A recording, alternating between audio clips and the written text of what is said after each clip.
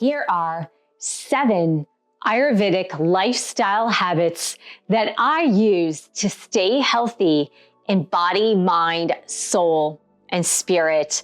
Hi, my name is Michelle Fondin, and I'm the author of The Wheel of Healing with Ayurveda, an easy guide to a healthy lifestyle, and the companion workbook. And I'm celebrating the 10th anniversary of The Wheel of Healing with Ayurveda and the companion workbook. You can get copies of these books on Amazon and a copy of this book on Amazon or Ingram Spark. If you're new to my channel, I want to welcome you here. Thank you for subscribing below. Click on the bell, scroll up to all for all notifications.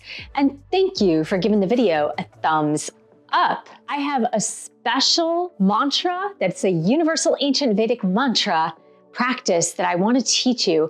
This one is free. It's a universal mantra. I have the link below. Click on it to start now. Ayurveda is a 5,000-year-old medical system from India.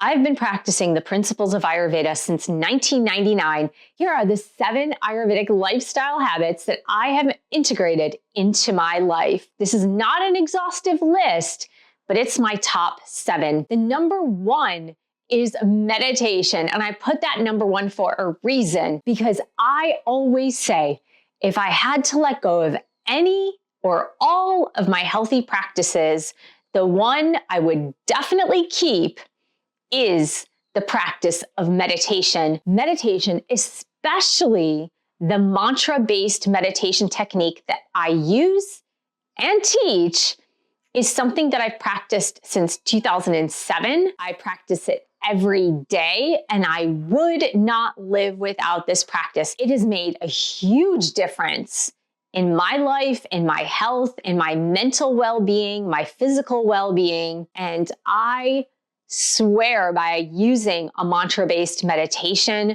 that I use daily, and this is the best Ayurvedic practice that I have acquired since I learned it. Number 2 is yoga. Yes, yoga. Whether I'm practicing for 5 minutes a day or 60 or 90 minutes a day, I practice yoga daily. Sometimes I only have time to do 5 minutes of yoga, and it's totally informal. It could be 2 to 3 poses. It could be standing poses. It could be sitting at my desk poses. But yoga is one of those Ayurvedic practices that I've integrated into my lifestyle. And in fact, I've practiced yoga for way longer than I practiced meditation. And I talk about this in my book, The 8 Limbs of Yoga for Modern Times. I started yoga in 1989. Yes, 1989. So I've been practicing yoga. It's something that's very much integrated with my meditation practice. It keeps my body limber. It keeps me flexible, not only in body, but in mind and mentality. And that is very important, especially if you want to stay well. Number 3 is body scan. You might be wondering what the heck this is. Well, if you viewed my videos on the doshas, Vata, Pitta, and Kapha, each of the doshas has a specific set of traits that are attached to those doshas. And if those traits get exacerbated or out of balance, it's a signal that you must get those traits back into balance. For example, if I notice that my skin is especially dry, that is telling me that my Vata is way out of balance. Or if I'm experiencing constipation or dry eyes, dry hair, then I know the Vata is way off kilter, off balance, and that it's time that I take some steps to bring it back into balance. Now that could be for many of the different traits for Vata, Pitta, and Kapha. But when you do a body scan daily, you can usually tell what is starting to go out of balance. If you have digestive problems, or you find yourself irritated and angry more, or you find yourself more lethargic and you lack the energy. So each of those traits, those qualities in Sanskrit, they are called the gunas. Each of those qualities are attached to a specific dosha, mind, body type. And when those are exaggerated, exacerbated, you want to bring those back into balance. So I do the body scan in order to assess where I'm at. Now, I've been doing this for decades. And so for me, it's very second nature. I don't really even do it mindfully. I just notice things, but it's something that you can start to do. And that helps you to correct the situation before it develops into a disease. Number 4 are Ayurvedic daily rituals, such as tongue scraping. Yes, tongue scraping. I know it's become more popular today, but it's scraping the tongue. And I always do it with a stainless steel. You can do it with a copper tongue scraper or stainless steel tongue scraper. Some people use plastic. I find that it's not very effective, but scraping the tongue every morning, it actually helps to trigger the gastrocolic reflex, which is to help you use the restroom in the morning, and also removes the toxins from your tongue, which as you sleep, there are a lot of toxins that accumulate on your tongue. You want to get rid of those. So tongue scraping. Another is abhyanga, or body massage with oil. There are dosha-specific oils you can use. For example, to appease vata, you can use sesame or almond oil. To appease pitta, you can use coconut oil. To appease kapha, you would use a lighter oil. You could even use almond oil as a lighter oil to help pacify kapha. Number 5 is a seasonal herbal detox for 3 days per season. Now, this is very much connected to something called panchakarma, or 5 actions to detoxify the body. I don't go into that formal practice, which usually takes about 2 weeks, and you would do it under the guidance of an Ayurvedic medical practitioner. But there are many ways in which you could do a panchakarma. So one of the ways I do it is through an herbal detox using Triphala, which is an herbal formula that helps to detox the body gently, and it helps to regulate the 3 doshas. So I do that with Triphala. There are also formulas you can use from Banyan Botanicals, or Ayurvedic supplements through MAPI, which I believe it's Maharishi Ayurvedic. Don't know what the other initials stand for, but those are 2 companies that do organic Ayurvedic herbs. So I have a total body detox formula through Ayurveda that I would couple with the Triphala, but then you eat more simply for those 3 days. You could eat rice and lentils, brown rice and lentils, or just soft cooked vegetables with brown rice. So there are many ways in which you could just take those 3 days per season and gently, easily detoxify the body. So I do that on a regular basis, or if I'm feeling really out of sorts and I feel that my system needs a reset, then I would do that bodily detox for about 3 days. Now, I do not fast. It is really not recommended for a Vata type. My primary dosha is Vata, so it's really not recommended according to Ayurveda for a Vata type to fast. Maybe 1 day a season, but I do not fast. I would just eat a lot less, eat very simply, and take my Ayurvedic herbs for those 3 days that are equated to detoxifying the body very, very gently.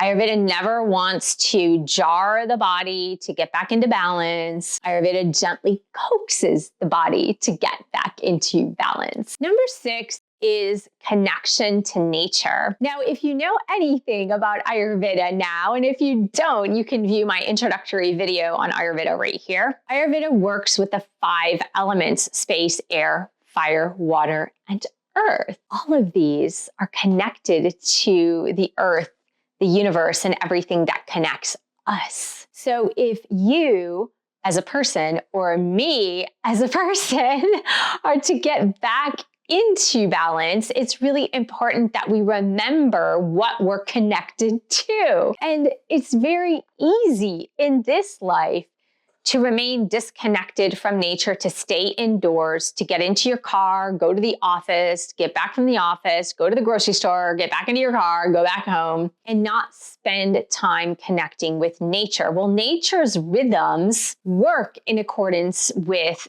the rhythms of the universe. So when you infuse yourself back in nature, and that could just be bird watching for 5 minutes a day, watching the clouds, putting your feet in the grass. I usually just spend some time outdoors contemplating the beauty of everything that is outside my door, my window, whether it's the trees, the grass, the butterflies, the rocks, the dirt, the crows that are above head, the mourning doves, and I really contemplate them and I appreciate them on such a grand scale the entire time that I'm outdoors, that I am asking them, almost in my appreciation, I'm asking them to help regulate me, help to regulate my body, make me more like you, because all of nature's creatures are really in accordance with the flow of nature.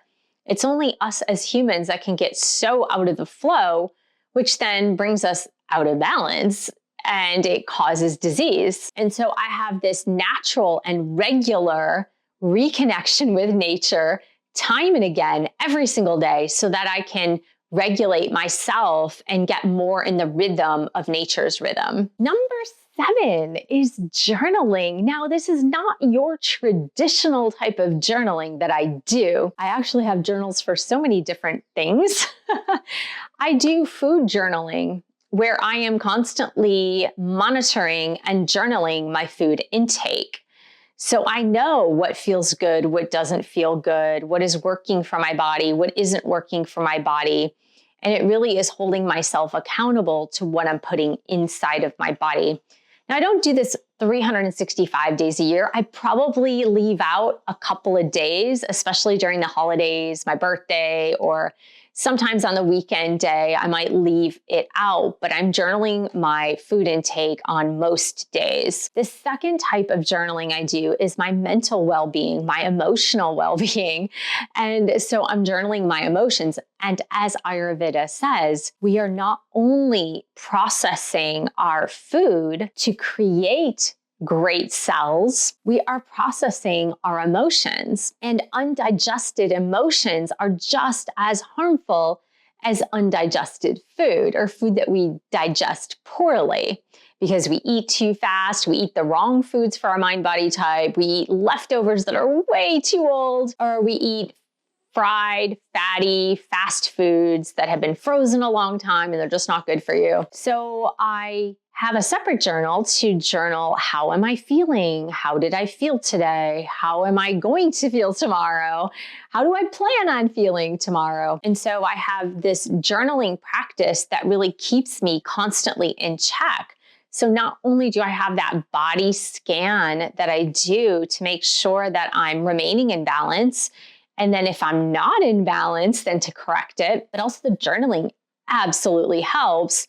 Again, the food journaling is to keep me accountable in what's going into my body. And then I can take notice as to maybe I'm starting to eat the wrong foods. Maybe I'm starting to eat too much of this food and it's making me feel ill, or my digestion hasn't been well. And then the emotional, what's been going on in my emotional world is really important so that I can properly digest those emotions as well. So those are the 7. So those are my 7 Ayurvedic habits that help to keep me healthy, to help me stay healthy. It's something I've been using for so long that it's become second nature. Did any of these resonate with you? Are you willing to do any of these 7 habits to help you stay healthy? Let me know in the comments section below. I want to thank you so much for joining me here on this playlist to learn more about Ayurveda and living an Ayurvedic lifestyle and helping you to stay healthy in body, mind, soul, and spirit. I want to thank you for your support of my YouTube channel. You can purchase one of my 12 published books. You can check out that free link to find out more about this ancient Vedic mantra, to learn meditation a little bit more. I want to thank you so much for your support by sharing this, subscribing below, giving a thumbs up, and putting a comment in the comment section. And I will see you in the next video.